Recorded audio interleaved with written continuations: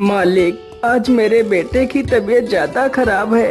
कृपा कर मुझे 200 रुपए दे दीजिए। मैं आपके यहाँ पर काम करके आपके सारे पैसे चुका दूंगा। अरे नहीं हरीराम, मैं तुम्हें पहले पैसे नहीं दे सकता। यदि पहले पैसे चाहिए तो तुम्हें मेरे पास कुछ गिरवी रखना पड़ेगा। लेकिन मालिक, मेरे पास तो कुछ भी नहीं है जो मैं तुम्हारे पास कुछ गिरवी रखूं। नहीं हरीराम, तुम्हारे पास तुम्हारा खेत तो है। तुम उस खेत को मेरे पास गिरवी रख दो। जब तुम मेरे पैसे वापस कर दोगे तब मैं तुम्हारा खेत तुम्हें लौटा दूंगा। ठीक है मालिक, आप मेरे खेत को गिरवी रख लीजिए। कृपा कर मुझे पैसे जल्दी दे दीजिए। फिर वह सेठ हरीराम को पैसे दे देता है। पैसे लेकर हरीराम वहां से चला जाता है। सेठ धनपति राम बहुत ही कुटिल था, मानो उसका हृदय पत्थर के समान हो, जो लोगों की मजबूरियों का फायदा उठाता था। उसके पास काफी सारे लोग काम करते थे। उसी गांव में एक मोहन नाम का लड़का रहता था, जो बहुत ही मेहनती था। उसके पास एक छोटा सा खेत था।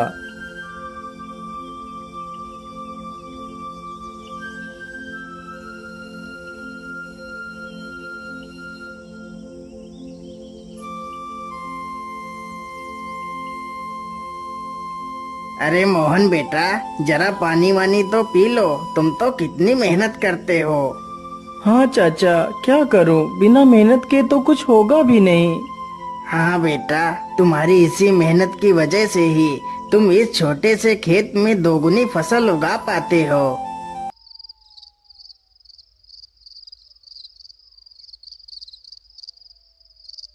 मोहन अपने बूढ़े माता पिता के साथ ही रहता था। मोहन के पिता की तबीयत हमेशा खराब ही रहती थी। घर की सारी जिम्मेदारियां मोहन के कंधों पर ही थी। पिताजी, आज तो आपकी दवाई खत्म हो गई है। कोई बात नहीं बेटा, तुम कल मेरे लिए दवाई ले आना।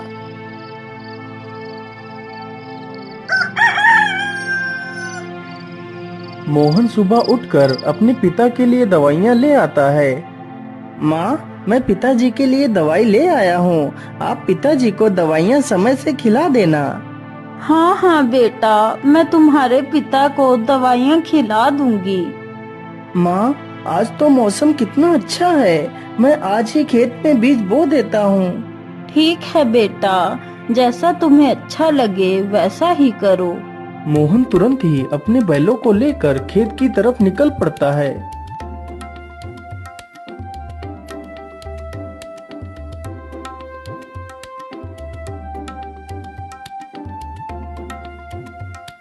हर्र, चल चल चल चल चल, आज हमें इस खेत को जोतना है और इसमें बीज बोना है। मोहन कुछ ही देर में सारा खेत जोत देता है और बीज बो देता है।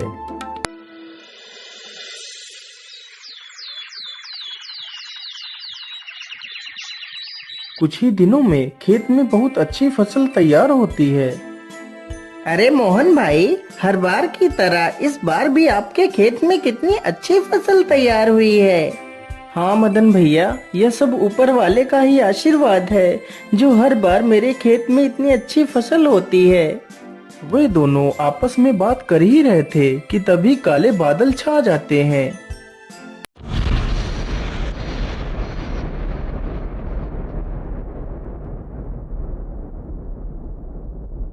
अरे मोहन भाई, यह अचानक से काले बादल कहाँ से आ गए? मुझे लगता है आज तो कितनी जोर का तूफान आने वाला है। चलो जल्दी से घर चलते हैं। अरे मदन भाई, ठीक ठीक बोलो। यदि तूफान आ गया तो हमारी सारी फसलें बर्बाद हो जाएंगी। वे दोनों इतनी बात कर ही रहे थे कि तभी जोर जोर से हवाएं चलने लगती हैं और हवाओं के साथ जोर की बारिश आ जाती है। अरे ये क्या हो गया? ये तो बहुत जोर की बारिश आ गई। अरे मोहन भाई, यहाँ से जल्दी चलो, नहीं तो हम लोग भीग जाएंगे। दोनों जल्दी से एक बड़े से पेड़ के नीचे जाकर खड़े हो जाते हैं। मदन भाई, यदि ऐसे ही बारिश होती रही तो हमारी सारी फसलें बर्बाद हो जाएंगी। कुछ ही देर में बारिश के साथ साथ ओले भी गिरने लगते हैं। देखते ही देखते कुछ देर में ही सारी फसलें बर्बाद हो जाती हैं। हाय हाय, ये क्या हो गया? हे ऊपर वाले, ये तूने क्या कर दिया?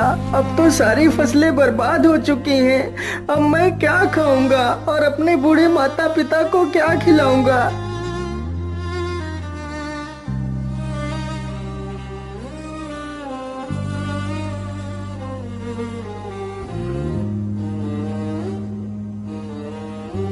बेटा, तुम चिंता मत करो, ईश्वर पर भरोसा रखो, सब कुछ ठीक हो जाएगा।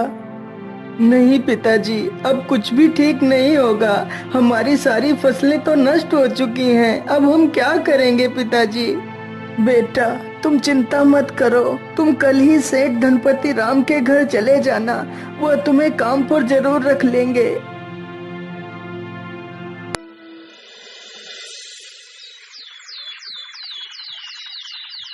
अगले ही दिन मोहन सेठ धनपति राम के पास जाता है।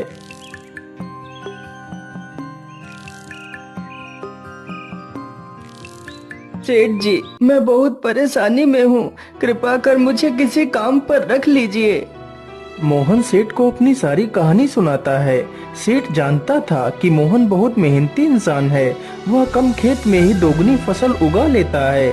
यदि वह मोहन को काम पर रख लेगा तो उसे दोगुना फायदा होगा। लेकिन सेठ उसकी मजबूरी का फायदा उठाना चाहता था।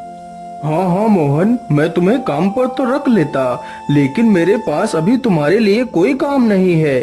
तुम अभी अपने घर वापस लौट जाओ। जब मेरे पास काम होगा तो मैं तुम्हें बुला लूंगा। नहीं नहीं सेठ जी, आप तो मेरी मजबूरी जानते हैं। यदि मुझे काम नहीं मिला तो मेरे माता पिता भूखों मर जाएंगे। मुझ पर तरस खाइए सेठ जी, मुझे काम पर रख लीजिए। अरे वाह वाह, जैसा मैंने सोचा था बिल्कुल वैसा ही हो रहा है। यही अच्छा मौका है इससे कम पैसे में ज्यादा काम करवाने का।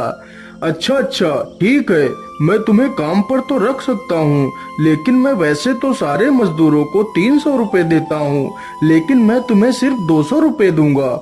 यदि मंजूर है तो बोलो। हे भगवान, क्या करूं? यहाँ पर काम करने के अलावा तो मेरे पास दूसरा कोई रास्ता भी नहीं है। ठीक है सेठ जी, मैं 200 रुपए में ही काम कर लूंगा। मोहन अगले दिन से ही सेठ के घर काम करने लगता है। इसी प्रकार मोहन को काम करते करते पूरा 2 महीना गुजर जाता है। मोहन ने सेठ के खेत में दोगुनी फसल उगा दी।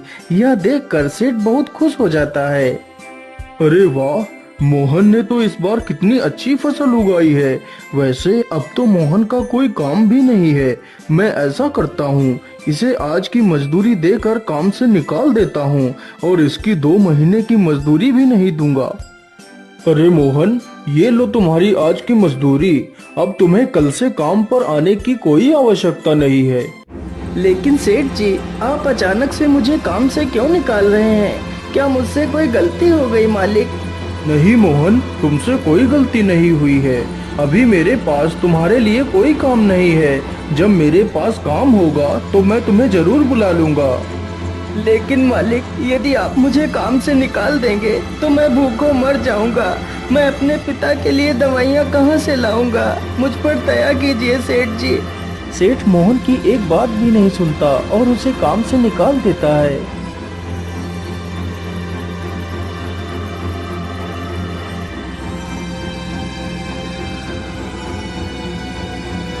अरे बेटा, आज तुम खाली हाथ ही आए हो। आज तुम घर का राशन तो लाए ही नहीं। माँ, मुझे माफ कर दीजिए। अब मैं आपके लिए कुछ भी नहीं कर सकता। लेकिन बेटा, आखिर क्या बात है? तुम इतना परेशान क्यों हो? फिर मोहन सारी कहानी अपनी माता को सुनाता है। अब आप ही बताइए माँ, मैं क्या करूँ? कहाँ काम करूँ? किसके सामने हाथ फैलाऊं? बेटा, तुम परेशान मत हो। हम लोग आज पानी पीकर ही सो जाएंगे। वैसे भी मुझे तो भूख नहीं लगी है। और बेटा, तुम हार मत मानो। तुम कल फिर से सेठ के पास जाना। हो सकता है सेठ तुम्हें काम पर रख ले।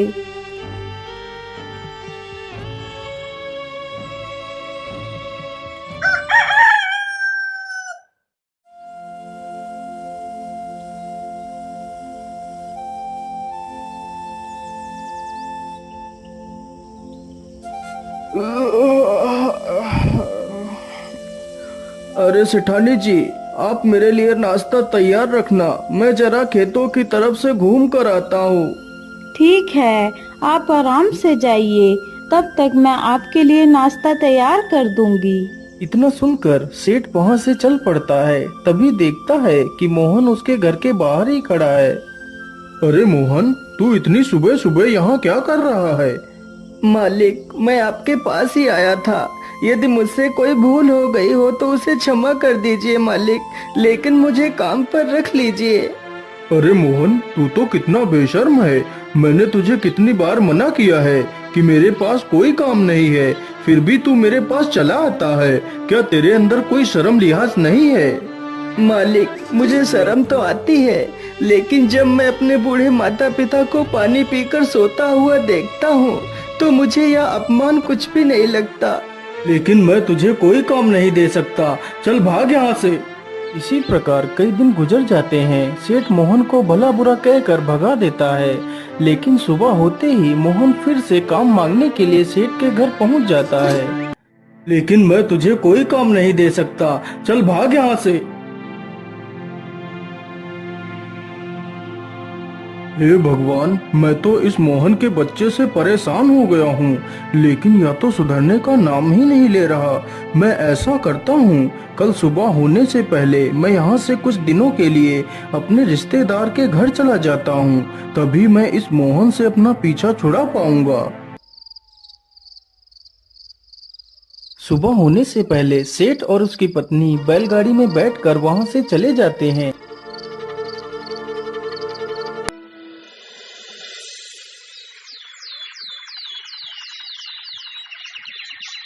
उधर मोहन रोज की तरह फिर से सेठ के घर आता है तो देखता है, अरे ये क्या, आज तो सेठ के घर ताला लगा हुआ है। इसका मतलब सेठ जी कहीं बाहर गए हैं। मैं ऐसा करता हूँ, यहीं पेड़ के नीचे बैठकर सेठ जी का इंतजार करता हूँ। इतना सोचकर मोहन पेड़ के नीचे बैठ जाता है और सो जाता है। तभी कुछ चोर सेठ के घर के पास आते हैं।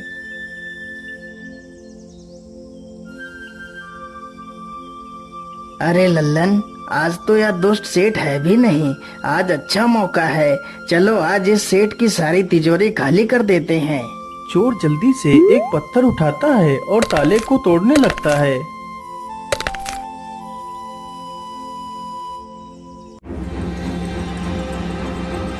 अरे ये शोर कैसा, ये कौन है? मुझे लगता है ये तो कोई चोर है। अरे रुक जाओ, तुम लोग ये क्या कर रहे हो? तुम सेठ के घर का ताला क्यों तोड़ रहे हो? अरे बेवकूफ, तुझे दिखाई नहीं देता? हम लोग चोर हैं और यह ताला हम लोग चोरी करने के लिए ही तोड़ रहे हैं। चल भाग जा यहाँ से। अरे नहीं नहीं, मेरे रहते हुए मैं तुम लोगों को चोरी नहीं करने दूंगा। अच्छा, तो तू हमें चोरी करने से रोकेगा? रुक, हम तुझे अभी मजा चखाते हैं। इतना कहकर सारे चोर बेचारे मोहन पर टूट पड़ते हैं। चोर चोर, कोई मुझे बचाओ, नहीं तो मुझे यह चोर मार डालेंगे। मोहन की ये आवाज सुनकर गांव के कई लोग वहां पर आ जाते हैं। तभी वह सारे चोर वहां से भाग जाते हैं, लेकिन बेचारा मोहन काफी ज्यादा घायल हो जाता है।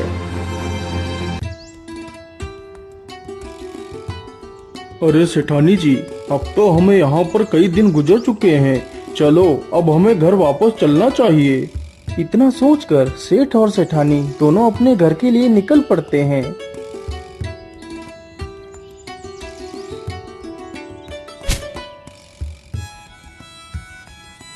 अरे वाह, जैसा मैंने सोचा था बिल्कुल वैसा ही हुआ। अब तो मोहन से मेरा पीछा छूट गया।